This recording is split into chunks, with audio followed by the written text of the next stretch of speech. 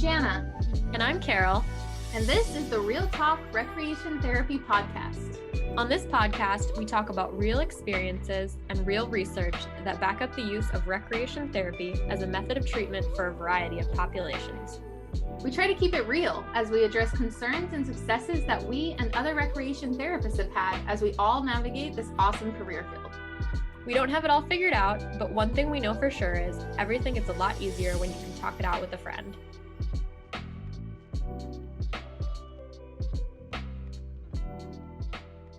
Hey everybody, welcome back. We are so excited to be back for season 2 of the Real Talk Recreation Therapy Podcast.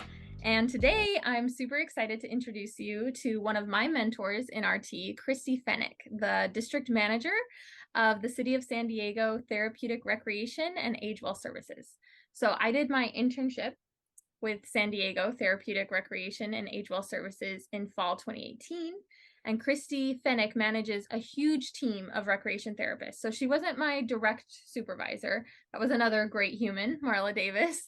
But I still worked really closely with her as she oversaw kind of everything we did and would jump in and out of programs and assist and mentor as needed. So we're really excited to talk to her about her experience managing large team and also her experience just working as a recreation therapist for a city program. So Kristi, welcome and thank you so much for coming.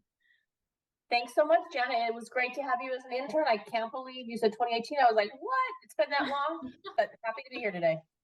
Yeah, we're so excited. And yeah, I know it's crazy. Time flies. So I'm going to read a quick bio that Kristi sent us real quick before we jump into some of our questions that we have. Kristi has a Bachelor of Arts degree in Therapeutic Recreation from San Diego State University and has been a certified therapeutic recreation specialist since 1994. She's been the district manager of the City of San Diego Parks and Recreation Department's Therapeutic Recreation and AgeWell Services Division since 2013. 10 years! That's amazing, Kristi. Cool. In 1994, Kristi started her recreation therapy career overseeing numerous programs at Therapeutic Recreation and AgeWell Services, including leisure education classes for adults with brain injuries, cognitive impairments, those recovering from a mental health diagnosis, and older adults. In addition to many years of experience in a community setting, Kristi has also worked as a CTRS in behavioral health inpatient and day treatment centers, a transitional care unit for older adults, and with individuals in the beginning stages of Alzheimer's. Kristi enjoys working with students who are passionate about recreation therapy, whether they are interested in community or clinical settings. She believes in bridging the gap between clinical and community settings to improve the lives of individuals through recreation therapy.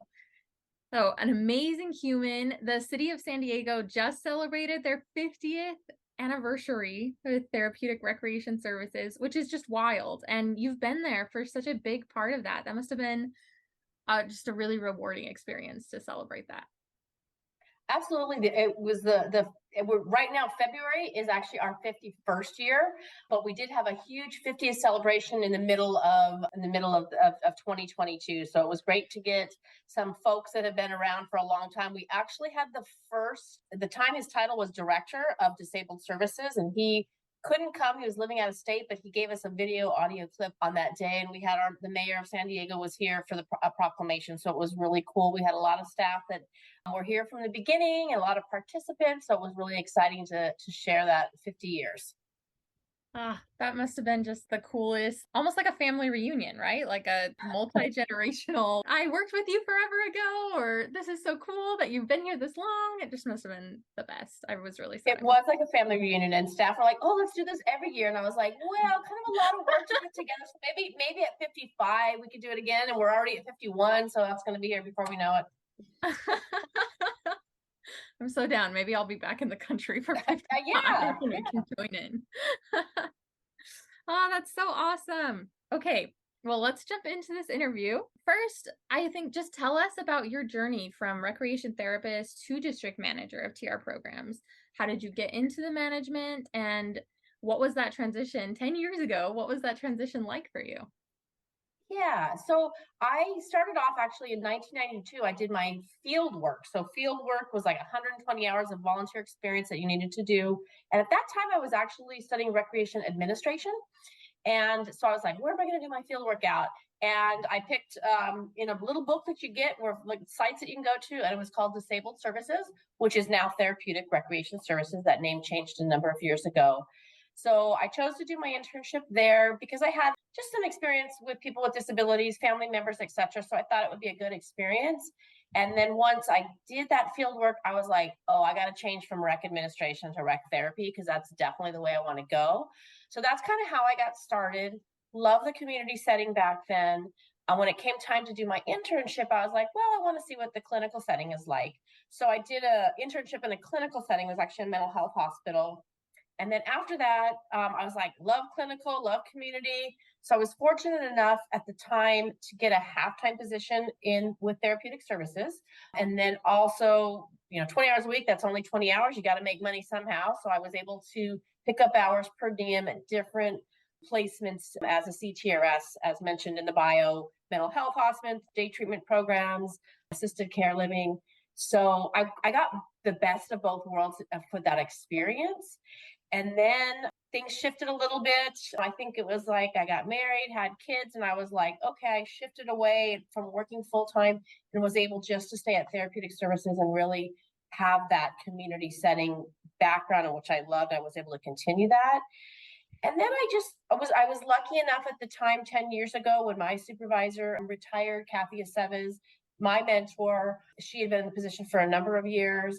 And I didn't feel at that time, I was like, I'm going to say old enough to take that position, because I was like, I still love the hands-on, but it was the timing of it. It was like, if I don't do it now, who's going to get in that position? And then maybe it'll never be an opportunity.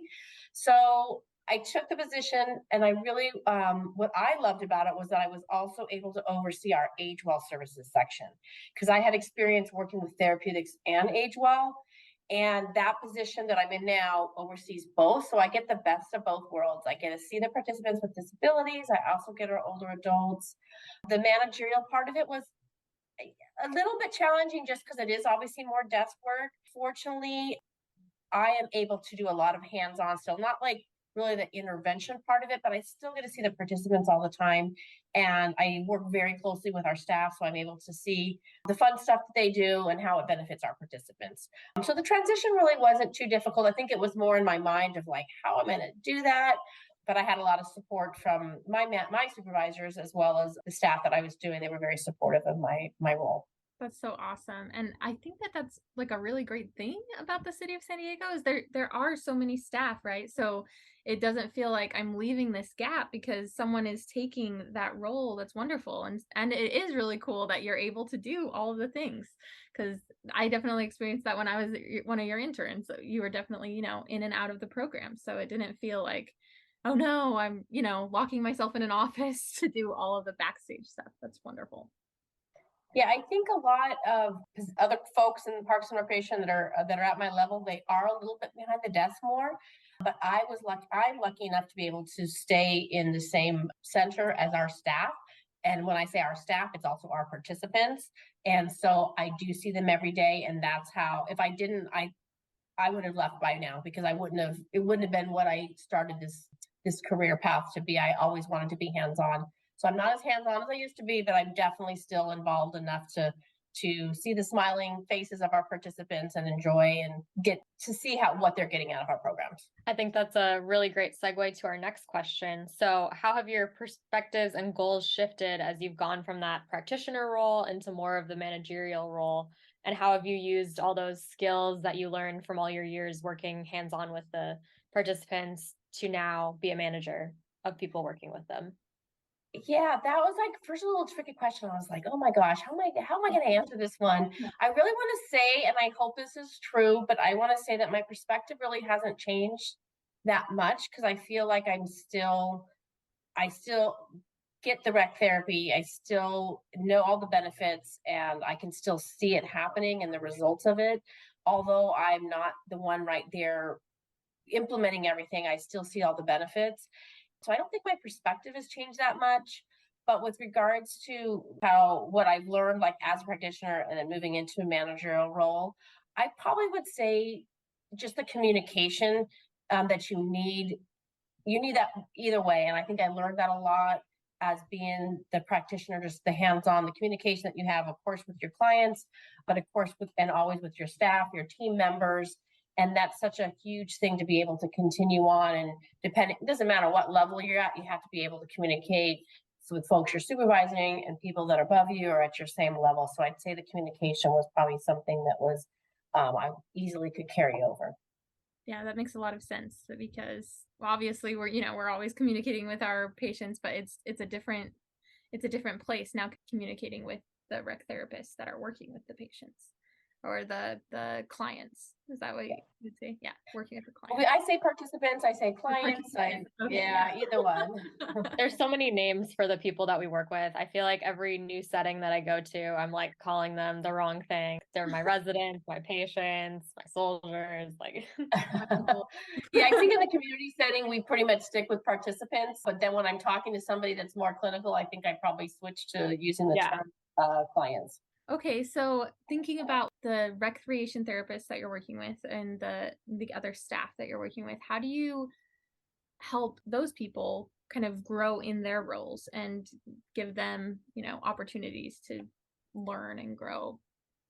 Yeah, I'd say that really we're lucky here in the community setting because we have a little bit more leeway with regards to program implementation and where we go with our programming.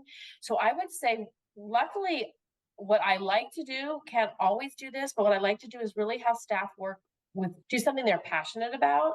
So if you're doing something that you're passionate about, let's say, for instance, you really love to do outdoor programming, you're able to bring that in and work with the participants on things that are outdoors. And if you're passionate about it, you're going to help kind of guide that path along with the participants.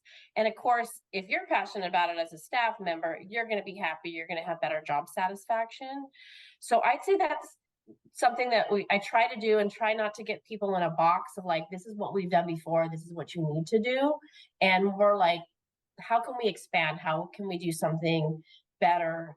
We get lots of, new rec therapists coming on board all the time, and they have lots of good ideas. We want to be able to keep them excited about those ideas and be able to let them grow in our program. So I'd say that would probably be the biggest thing. If you're happy as an employee, that result's gonna fall over onto our participants. I really like that. I feel like that is a good way to empower the people that you're working with and also open up your department to so many new ideas. If the rec therapists that you're working with are really passionate about something, they probably can bring a lot more to the table than if you were just, okay, you're going to go do this program now. Exactly. And it can be challenging because just because you like something doesn't mean it's the best fit for the clients too. So there is that fine line, but that's kind of where as the managerial, it's like, okay, is this something you just like to do? But also sometimes it's selling what you like to do to somebody else. So it's getting that buy-in because you know the benefits of that. And if you can get the buy-in of the participant, then they're going to be just as happy too. Yeah. So talking about buy-in, how do you get buy-in from the city for your programs? Yeah, so I would say the city of San Diego, being here as long as I've been here, I feel very fortunate to be in this role. And the city is very supportive of our program. A lot of cities don't have a rec therapy program. We're very lucky. I'd say, I came in a position from my supervisor. She had laid very good groundwork and in getting the respect of rec therapy and the benefits of it. So I would say probably the thing that's important that we try to do consistently is always share our successes with everyone, upper management, everyone. So sometimes people think, oh, you're just bragging about your programs. I'm like, yeah, we kind of are because they are really good. But if you keep us on the radar constantly with those successes, and then, when things are needed, when you're needing, to change something or, needing more support, you've already laid that good groundwork from where you're at. And so it's easier to kind of get that foot in. So did I answer that one? Yeah, I think that, okay. Yeah, I think that's great. Also, how do you do that? I guess do you send an email to your supervisor regularly? How do you make sure that they see you send pictures? What do you do to, to make sure that they're seeing it? Yeah, no, good. So like to share those successes, definitely I would. So for instance, like after a camp week or something, quite often we'll get some parents that will send really nice emails of like, hey, our child or adult child, whoever it is, enjoyed the week, your staff, did a good job. And they usually would send a picture or two, and they're a little more specific on what the benefits they receive from camp. Plus, we do an evaluation from camp. So sometimes the comments that they make on those evaluations really are showing the benefits of what they've received. So I would definitely send that to upper management, which to me is a direct supervisor, and the Parks and Recreation director. So he oversees the entire department. I try to make things really simple. I don't get too wordy with it, but I'm like, hey, just wanted to share this with you. Usually I'll get a response from him. Sometimes I don't, but I know he sees everything. Or sometimes it comes up later, months later, and he'd be like, hey, I saw those pictures you sent and things like that. And then another way is we have in Parks and Recreation an annual department meeting, and we're able to do some nominations of best practices, programs that we've done. And we always take the time to nominate different staff or just different programs, like special events that we might have done throughout the year. And then that's seen throughout Parks and Recreation, and other departments also see that, so they can see really the highlights of what our past year has been. I remember one of my professors, who was also a director of a city recreation program, saying, like, send those really short emails, because so often administrators, they are neck deep in all of the hard stuff, all of the bad stuff, like they're problem solving. And so if you can slip in just like really short, concise email of like, hey, this is working, hey, this is good, hey, these are the benefits we're seeing at any level, whether it's city or clinical, it really helps to do that. So that's really cool that what she told me is what you guys are doing and it's working for you. Yeah, absolutely. And when you were saying that, it made me think about it. It was like, because a lot of times you get just the negative comments that you hear from patrons. And I know, like, our director, the same thing. He's always trying to troubleshoot those things. And then to see the positives, it's like, oh, and it reminds him too of like why he's a director of Park and Recreation. And that's how I feel too. When I get these positive comments back, I was like, this is why I'm here. Yeah, all your hard work is paid off when the participants have a great time. Yep. So when you need to get changes, or when you need to like talk to them, how do you go about doing that? What I'm thinking of is, I know you guys just got this amazing building, I don't know, a couple of years ago, that is all about TR services there. But it took a while to get there. Like we were working out of the memorial building for like a long time, and now you have this building. So can you kind of talk to, I'm thinking of all of the recreation therapists, directors out there that are trying to like work with the city. Can you kind of talk to what you did to make that happen? I think it was years of chipping away. And again, I've been here for 30 years, so kind of little chips. I actually was not too long ago looking back at notes from when I first started, and I was looking at goals that I had, and I had a number of goals as a young rec therapist just starting. And one of them was to have our own facility. And literally, I probably wrote that over 25 years ago. And I kept that note, and I was just like, I think I need to frame it and put it up in my office somewhere here, because we are here. We were temporarily relocated to the War Memorial Building in Balboa Park, as Jana mentioned, the Memorial Building. And that was supposed to be a temporary location. And that was done probably it was before my time, 45 years ago. And we were there for at least 40 years, I guess it would have been. And the way we got moving into this new facility, which used to be a YMCA, and it's a 3-story facility, number of multi-purpose rooms. We have a sensory room for individuals on the spectrum. We have a fitness center. We have a gymnasium, ball field, a skate park, a teaching kitchen, so we can do classes. So we were able to get that. It was literally, I want to say it was a little bit of a luck, because I was in a conversation with some upper management, and they were talking about the YMCA vacating this building. And this was in 2017 or 18. And they were talking about tearing the building down and making ball fields, like soccer fields, because there's a shortage here in San Diego of soccer fields.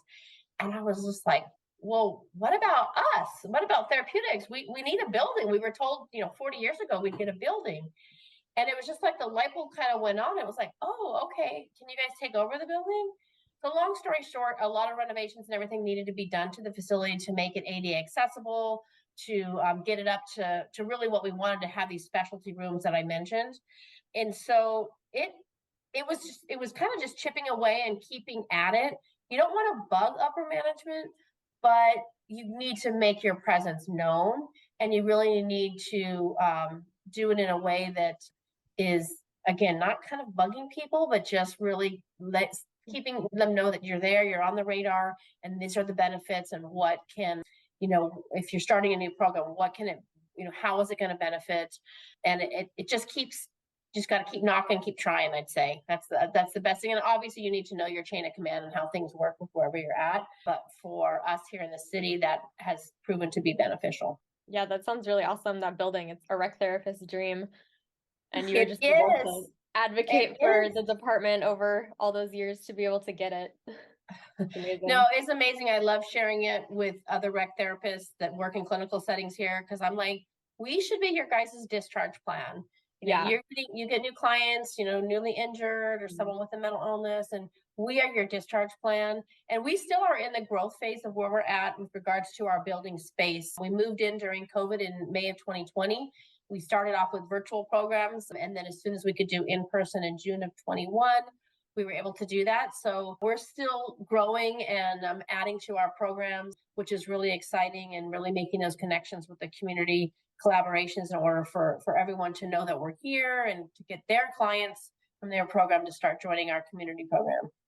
Yeah, that's amazing. It's like the leisure ability model in action, being able to have that resource where people can come out of the inpatient settings and just go straight to the community and still maintain their connection to recreation. And feel comfortable. Yeah, that's awesome. So kind of switching gears a little bit, with all of the things you have going on, because I imagine you're a very busy woman, what do you do to maintain that healthy work-life balance? Do you have a healthy work-life balance? Probably not. My coworkers would probably say no, I don't, because they think I'm here a lot. But I love outdoors, live in San Diego, so I do like anything outdoors. Love to camp at the beach. That's probably my favorite thing. We just got a motor home. We had an old one. We just got another one. It's not new or anything, but it's totally good for the beach camping. So I like to get out there. My kids are now older. They're 21 and 23, but my daughter still loves to go camping, and she lives at home with us still. So she loves to go out to the beach. So I would say that would probably be the favorite thing to do. I like to read, but I feel like at home I won't do any reading, because my mind is usually, if I'm at home, I'll be doing something more, thinking about work, which isn't a good thing to do, but I feel like that's where my brain goes. But when I go camping, I'm like, I leave work behind. I can get a book, whatever that is, and just kind of enjoy the beach and love the waves, love the sound of the waves. And Oh, that's wonderful. I love that it's like makes me want to go right now. Yeah, right? Turn it off and take a break. That would be great. It's so good. I did want to ask, do you have any advice for rec therapists on just maintaining a healthy work-life balance? I want to say from all the rec therapists I work with, I feel like they have no problem. I feel like really people that typically do go into this field are very much oriented. And I think, especially working in a community setting, the pay scale is not quite as high, not nearly as high as if you are working in clinical. Sure. So I don't think people that I'm working with came into this field to become rich. So I don't think they're so they're very passionate about what they do, but they're also passionate about their own leisure time. So I don't think people have usually a problem with it. Yeah. My staff they use their vacation time, they're taking their trips, and they're enjoying their time off in the ways that they want to do. Yeah, that's encouraging to hear. I guess I would hope that rec therapists would be good at engaging in recreation for themselves. For sure. It's working when you can do it for yourself. We have to practice it. Yes. We spend all this time teaching other people how to do it. It's good for us to do it for ourselves. Okay, so as a manager, I know you have to address concerns or, help correct sometimes or steer people in a better direction if there's conflicts. So how do you do that? How do you address concerns with your team or with individuals? What is your advice? Yeah, I'd say everybody obviously has their own styles, and what has worked for me over the years. I'm very much a team player, so I want to ensure I get the voices heard of everybody. I also think I think sometimes I've been here long enough, I know what the answer is. I know what we need to do. I'm just going to do it. but I refrain and I get the staff together and really talk about it. So any of our full-time supervisory staff, I think it's really important. And I've definitely learned from staff, because sometimes, again, my initial gut of what I think is the right decision to make with regards to whatever issue or challenge we might be facing, they have different perspectives. And so definitely take that into consideration, and really being open-minded is important. It's easy to say, but sometimes hard to do. But I really much respect who I work with. I'm very lucky to have the team I have. And I'd say, kind of going back to that communication piece, always will, work with the team and kind of throw out ideas for making, big decisions that affect our entire team.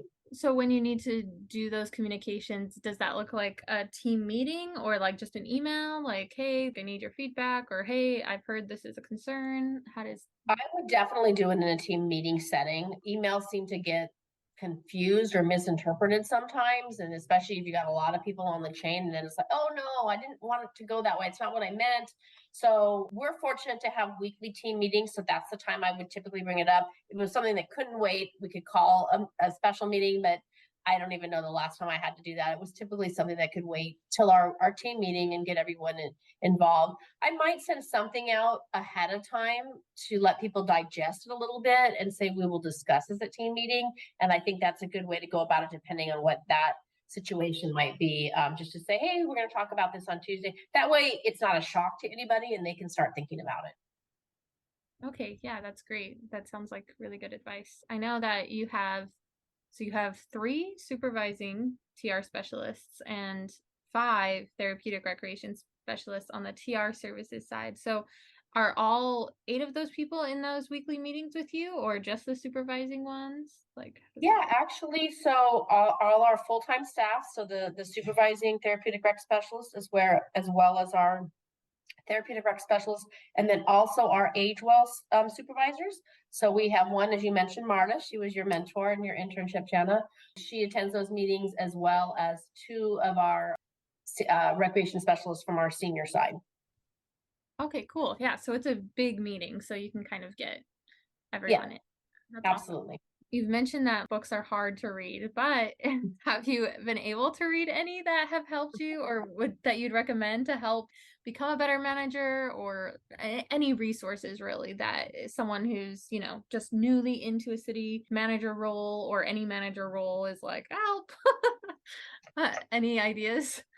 Yeah, so I'm trying to jog my memory. Have I read books? Have I seen things? I probably have. Nothing comes to mind, but really I'd say just over time, and then also talking to other, individuals that are in similar roles to me with me in maybe other departments, or more, to me, it's more just observation of kind of what's, and even just my own practice of kind of over time, what has worked, or oh gosh, that wasn't the best way to handle a situation. I learned from that, of course, and wouldn't want to do that again. So I can't really pinpoint anything of that. I just say really it's practice, and kind of falls back into that communication and wanting to keep tabs on staff and how they're doing, ensuring that if staff are happy, then our overall program should be good. But if you can see kind of the stress on people, because maybe personally they have something going on, so being aware too of how if different things are going on in someone's personal life, that's of course going to affect them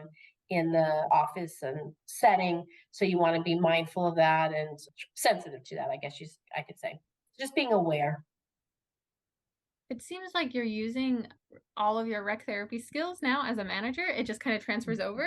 Like the people that you're working with are now the participants, but now are other recreation therapists. And you're just kind of using these same skills. Like, I'm going to observe, I'm going to see what is working, make sure that they're passionate, make sure that it's something that they already like. And that's really, I think, maybe encouraging to say, the skills that we have as a recreation therapist seem to transfer pretty well to becoming a manager of programs if needed.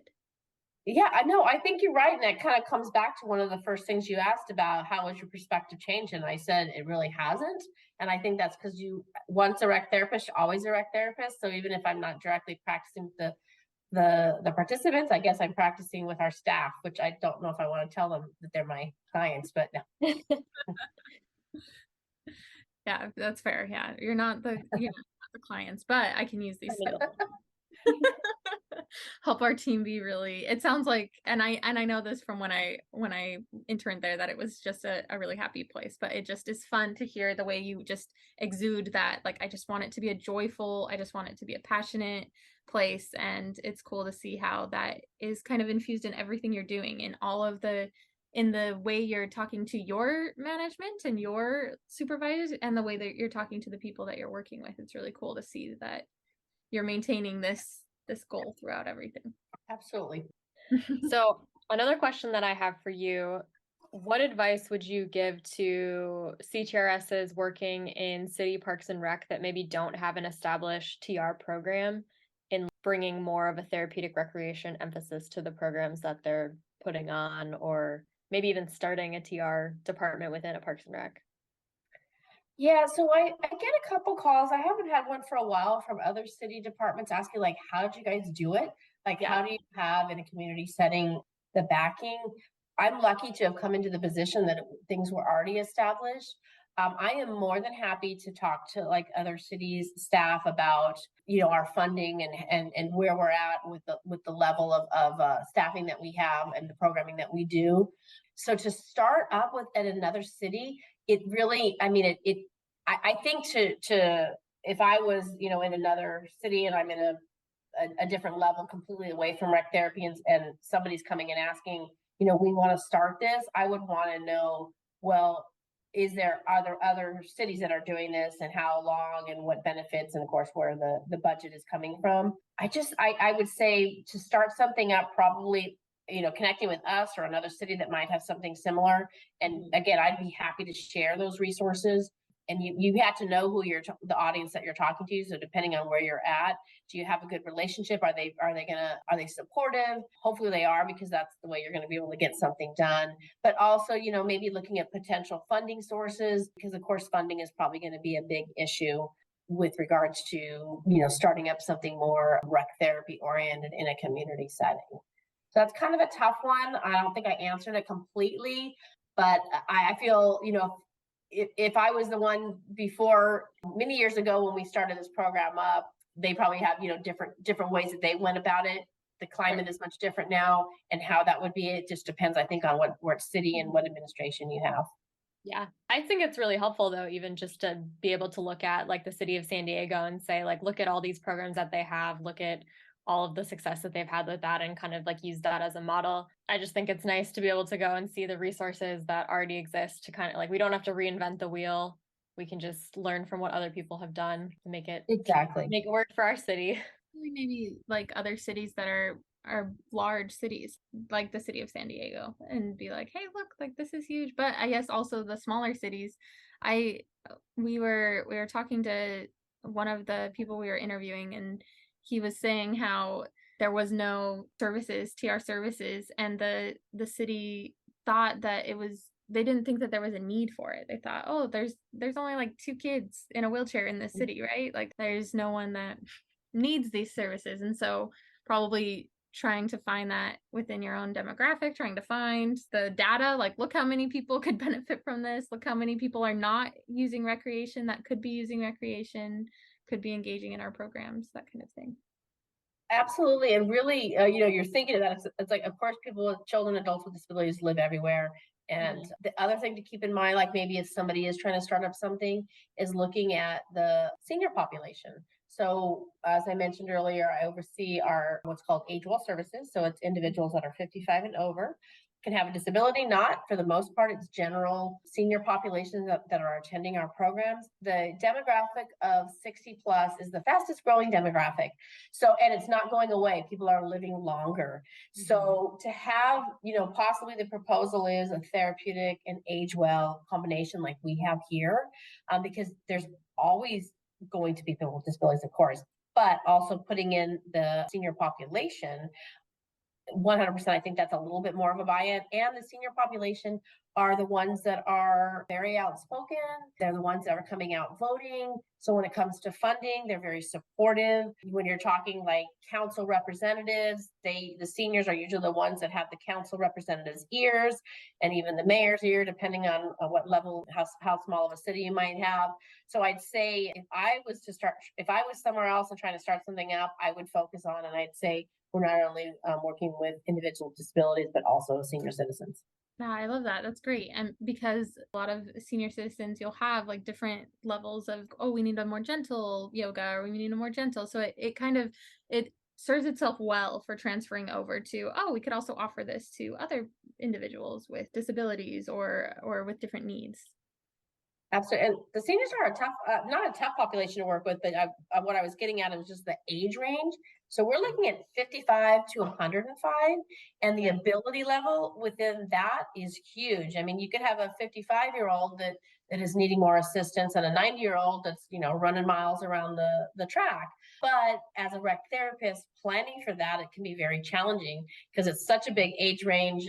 Not the age range, I think it's more the ability level that you're getting in there. And so it's ensuring that you're meeting all of those needs. And planning programming is a little bit challenging because it's like, if you advertise a program, it's like, okay, how are you adapting that to the individuals with those different ability levels? They're all over age 55, but they're all coming at different levels. So definitely can be challenging, but bringing the rec therapy mindset in is helpful. How do you market your programs or market them to, we talked about, marketing them to your supervisors and officials, but how do you market them to the rest of the city and like make sure that people are finding you and able to come and do this? I think we can do better, to be honest. That's probably one of our biggest challenges. It's something that we need to get out a little bit more. Currently, we send out our newsletters to all the recreation centers and parks and recreation. So there's 60 recreation centers. Citywide, we're very large. And so we ensure that all the recreation center, their staff are aware of our programs. And then our newsletters are posted, of course. And we are on the San Diego.gov website too, so anybody can access it. We also send our newsletters out to all of the libraries and pools in parks and recreation. So we get the word out that way. But I'd say the best way to ensure people know what you do and not only to know what you do, but to feel comfortable coming, like if they're sending their child or themselves, is to do outreach at the different school events or going to different hospitals and doing that in-person outreach, which takes time, but that's definitely something because it needs to be really more hands-on. So I mentioned earlier about kind of the gap between the clinical and community setting. It's us getting out to those clinical settings, working with the rec therapist there and saying, hey, can I talk to your outpatient group or your inpatient group that's going to be discharging soon, if that's allowed in the facility. And I'd say that's the best way to market because they see you. It's not just a newsletter that they see, because the newsletter is like, okay, is this for me? I'm not sure. But when they're actually talking to somebody and talking about the interests that they have and how that can fit into what we already offer is the best way to do. So we try our best to get out to any PR events and have a table and be able to let folks know what we do. But it's something that it's continuous. It's not like you can just check it off the box and say we're done. You have to be in good communication, with those rec therapists, and not necessarily all just rec therapists, but anybody out in the community settings, to ensure that they're aware of your services, so they're passing it on to their clients in order to get them to come to us. That's really cool. I didn't even think about like going to a hospital and marketing there, but that's great. And that is probably a really great tip for people in other cities trying to start these things and trying to get more involvement and to find out what is needed to go to, the hospital or the rehab or something and find the therapists that are working there and saying, what can I do to, continue to be in your discharge program, to be in your discharge plan? What can we do as the city to help with that? That's really awesome. Marketing is always a struggle. Yeah, I feel like we didn't really learn as much about that in school as maybe would have been helpful. Yeah. Yeah, and it is just constant, and I think it's, our newsletter is 24 pages. It's a big newsletter. And it can be, you know, depending on the individual, could be possibly a little confusing. So I think a big push is just do flyer, like 1-page flyers, and people, and those can be email blasted out. Of course, you could, you know, make hand copies. Not as many people maybe do that as much anymore. You can have a QV, you know, code that they scan. So definitely different ways of doing it. But again, it's a constant. You can't just plan a program and think people are going to come. You have to be able to promote it. Yeah. You have to know it's happening, or they're never Yeah. gonna show up. Do you guys do social media stuff at all for that? Or have you talked about like social media type outreach stuff? Yeah, so Parks and Recreation has social media. It's actually been a discussion for many, many years now. Like Parks and Rec needs to do better at it. So we are doing it. It definitely could be. It's an area that we could improve on for sure. Okay. All right. So wrapping up this, can you share with us a recent win or experience that uplifted you, that made you think, yes, this is TR working. This is why I'm here. This is what I'm doing. Can you share with us one of those moments for you? Yeah, well, the first thing that comes to my mind, and then I can go a little bit more into maybe some other stuff, but the first thing that comes to mind, for like, I think 3, maybe almost close to 4 years, we've been working on getting an increase in pay for our staff that are CTRS certified. I mentioned earlier that in community setting, the pay scale is not as good as clinical setting. Not all of our staff are CTRS. We have a handful. We have some positions that it's required for, but not all the positions it's required for. So with that said, we've been working so long, we finally got a 10% increase for our supervisors that are CTRS certified. So to me, that's a huge win. It's not necessarily like, oh, TR is working, but in a way it is. It's our upper management realizing the benefits of TR and the steps that it takes to become a therapeutic recreation specialist. It's not just, oh, take a test and you're there. It's the whole education path and the internship and the experience, and of course, passing the examination and putting that all into practice. So that's a win, I'd say. On like, I look more as an administrative type win with regards to getting the notoriety that CTRSs deserve to have. But I would say just on a daily basis, I truly see the wins all the time. It's nothing like, you know, oh my gosh, a bright star in the sky, like there it is. But really being able to work in a community setting and literally seeing participants every single day, smiling faces, coming and sharing just little things of like, oh, they were able to finish a task that they were having a challenge with, or something like that. We're fortunate here at our center to have a congregate lunch program for our seniors, and we get about 35 to 50 seniors that come every day for this lunch program.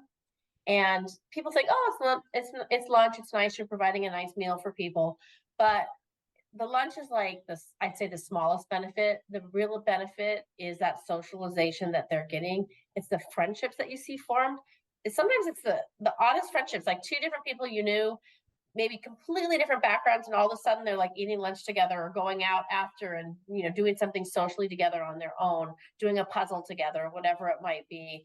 So I'd say those are the wins that are just so exciting that I can see. And I'm fortunate from my office where I'm at, I have a really good view and I can see a lot of things that are going on in the building. So I get wins every day. I'm lucky. I love that so much. And I love that like you're making sure that you stay a part of it by having your office in a place where you can see it, and just like walking in and out of the programs, because it's so fun to hear your enthusiasm come through. It makes me want to go back and work over there again, just because it's so We have like a job opening. like One of our staff just left. We actually have a job opening, which is very unusual. We don't get that often.